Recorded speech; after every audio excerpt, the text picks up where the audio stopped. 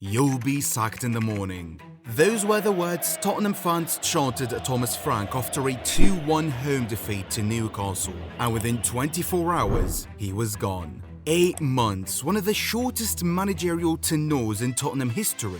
And somehow, not even the most embarrassing part of the season, because they hired Igor Tudor, a man who had 13 players at training, a man who admitted before his first game that survival was the only objective.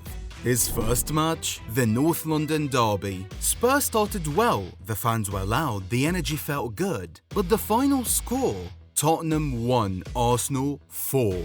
Tudor admitted after the game, big gap between the two teams. Arsenal was too much for us. This is Tottenham Hotspur, a club worth over 850 million euros, a club that owns one of the most expensive stadiums in the world, a club that spent hundreds of millions in net transfer spendings over the last 5 years, a club considered one of England's traditional Big Six. And right now, they're sitting 16th in the league, 1 point above the relegation zone, not fighting for the Champions League, not fighting for the Europa League, fighting to stay in the Premier League. Take a look at what Tottenham managers keep saying about this club. I hope the Tottenham fans don't get me wrong, but the only club in my career where I don't have still a deep feeling with is Tottenham. Tottenham story is this: 20 years that there is the owner and never won something. But why? Only for the fault is only for the club or for every manager that stay here? And I have seen the manager that Tottenham had on the bench. I'm very sad, I'm very angry, I'm everything. Where is the goal of this club? 5 managers in 5 years, a Europa League trophy last season, and somehow they're closer to the Championship than the top 10. How did this happen? How did a club that reached the Champions League final end up here? And how did a club nearly worth £1 billion become a relegation team? To understand how far Tottenham have fallen, you have to know how high they once were. Because this isn't a club that has always been mediocre. This is a club that, not long ago, looked like they were about to break into the elite. In 2014, Mauricio Pochettino arrived from Southampton and almost immediately changed everything. The football became energetic, aggressive, and modern. Pochettino built a team that got better every week. Harry Kane had always been around the squad. Loan spells at Leyton Orient, Millwall, Norwich and Leicester. A kid from the academy that nobody was quite sure about. But it was Pochettino who believed in him, who made him a starter, who turned him into a 20-goal, 30-goal-a-season striker, who turned him into one of the best number 9s on the planet. Son Heung-min was the perfect partner for Kane. There was Christian Eriksen too. Their attack was fluid and terrifying to play against. Kyle Walker and Danny Rose were flying forward from fullback. Moussa Dembele was controlling the midfield, a player so good at holding the ball. Toby Alderweireld and Jan Vertonghen formed one of the best centre-back partnerships for Spurs. And behind them, Hugo Lloris, captain of France, a World Cup winner. Everything about that squad suggested a bright future. The results followed. 5th in Pochettino's first year, 3rd in the year after, then 2nd, their highest league finish since winning the title in 1963. Then came the 2018-19 Champions League. Nobody expected them to go far. They barely made it out of the group stage. But the knockout football is different. The knockouts reward belief, and Pochettino's Spurs had an abundance of it. They beat Dortmund, then Manchester City, and in the semi-finals Ajax, where many would remember the crazy scenes when Lucas Moura scored the decisive goal. Pochettino collapsed on the pitch, tears streaming down his face. The players piled on top of each other, Spurs fans lost their minds. It was one of the greatest Champions League nights in history, and Tottenham were the ones who delivered it. For one night, they weren't Spursy, they weren't bottlers, they were giant killers. While they lost to Liverpool in the finals, Spurs were part of the big boys in the league, consistently fighting for Champions League spots. But when it came to silverware, nothing. Almost, but never quite. And that Champions League final, that wasn't the beginning of something bigger, it was the peak. Everything after that was decline.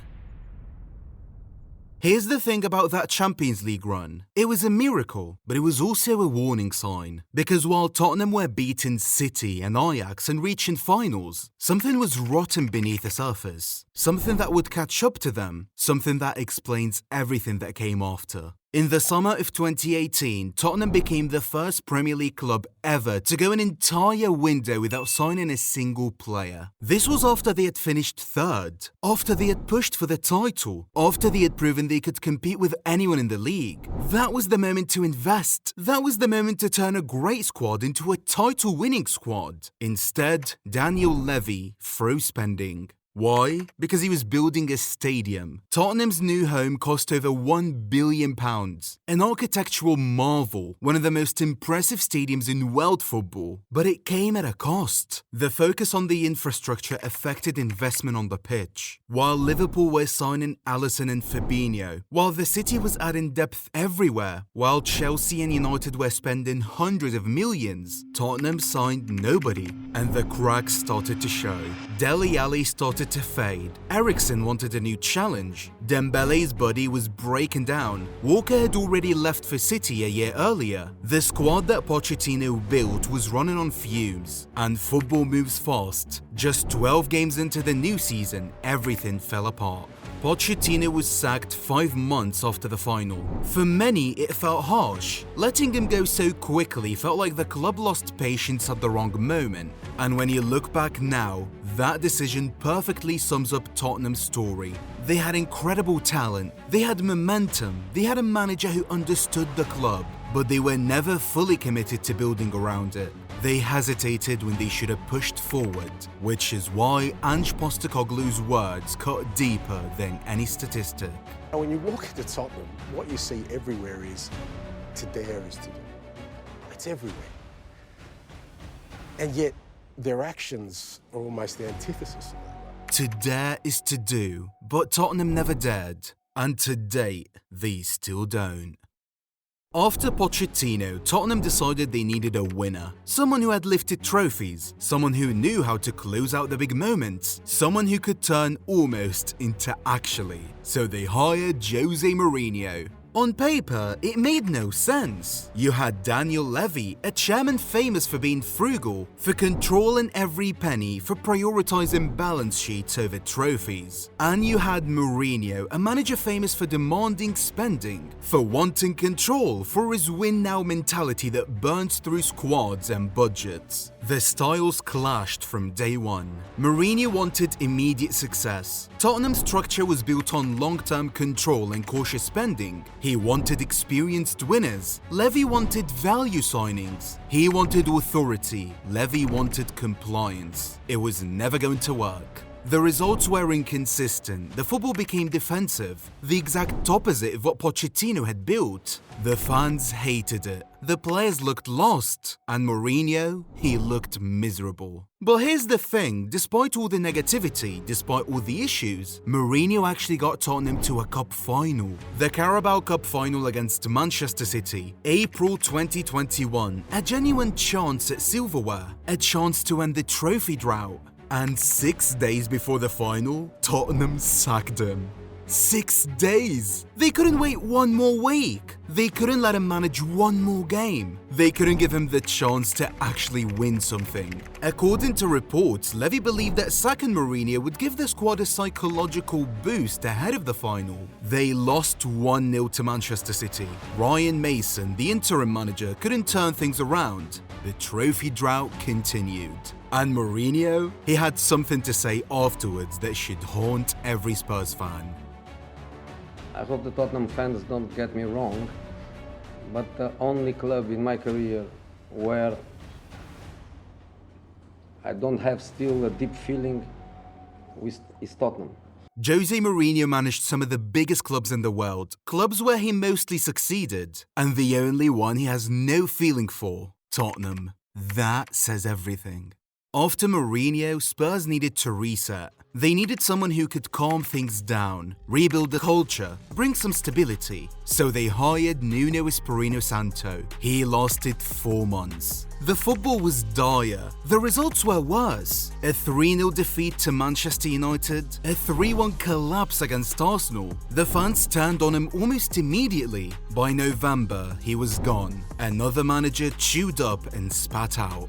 Then came Antonio Conte, a serial winner, 3 league titles, successes at Juventus, Chelsea, Inter Milan, and now at Napoli, a manager who demanded excellence and accepted nothing less. Surely this would be different. Surely Conte could fix things. He couldn't. Conte didn't just fail at Tottenham, he exploded. The press conferences became legendary, not because he was wrong, but because he was brutally, painfully right. Bah, I don't know, because they are used here. They're used here. Don't play for something important. Yeah. And they don't play, they don't want to play under pressure. They don't want to play under stress. He called out the entire structure of the club, and the worst part, nobody could argue with him. Conte wanted to win. Tottenham wanted to be sustainable. He wanted warriors. They gave him projects. He wanted investment. They gave him excuses. After 16 months, Conte was gone, and the pattern was always the same. New manager arrives, promises are made, things start okay. Then the cracks appear, the results drop, the atmosphere turns toxic, and the manager leaves, either sacked or burned out. Rinse and repeat. The carousel kept spinning, and Tottenham kept going nowhere. After Mourinho's negativity, after Nuno's nothingness, after Conte's explosions, Tottenham finally hired someone different. Ange Postecoglou arrived from Celtic with a reputation of attacking football, for building cultures, for refusing to compromise on how he wanted his team to play. And from day one, he made it clear this was going to be his way. Ange wanted Tottenham to play on the front foot, to press high, to attack relentlessly, to entertain. And at the start, it worked. The football was electric, high-tempo, aggressive and brave. Everything Spurs fans have been missing since Pochettino left. Ange won Manager of the Month in August. Spurs were scoring goals, creating chances, playing with an identity that actually made sense. They went to the Etihad and beat Manchester City. They looked like a team that believed in what they were doing. For the first time in years, Tottenham were fun to watch again. And then something happened that nobody expected. He won the Europa League, a competition they had dominated from start to finish. And after 17 years of nothing, Ange Postecoglou delivered silverware. Tottenham fans had waited since 2008, through years of being a punchline, and finally they had something to show for it. But here's the irony. In the same season they won the Europa League, they finished 17th in the Premier League, narrowly avoiding relegation. But how does that happen? How does a team win a European trophy and almost get relegated in the same season? The answer is Ange Ball. It was brilliant in cup competitions, one-off games where intensity and belief can carry you through, where you can throw everything at the opponent for 90 minutes and recover later.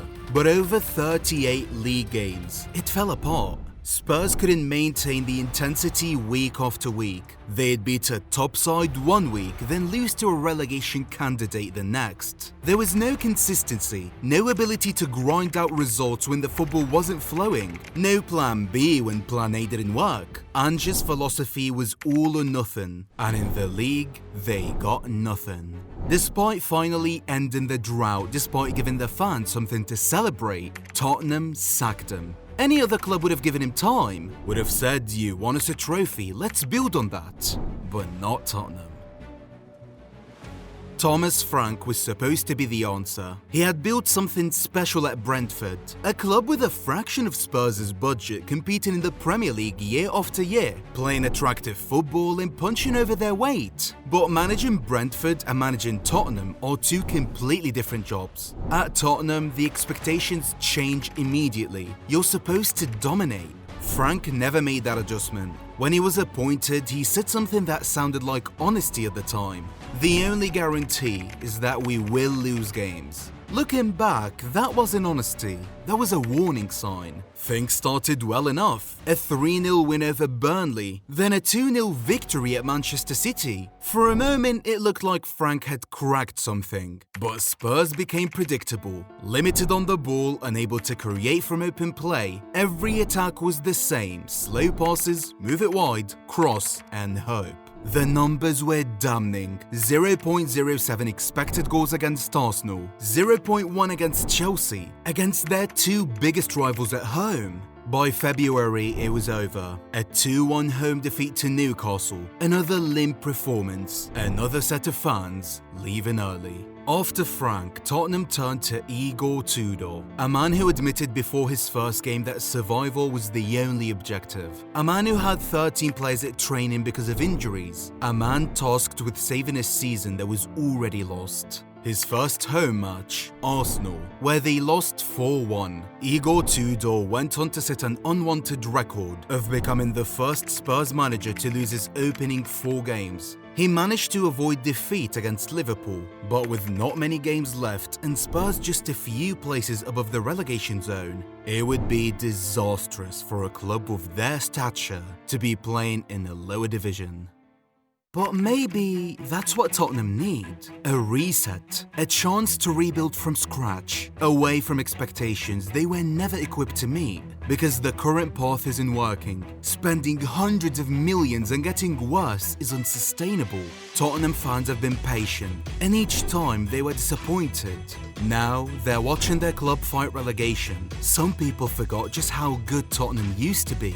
Soon, they might forget Tottenham were ever good at all.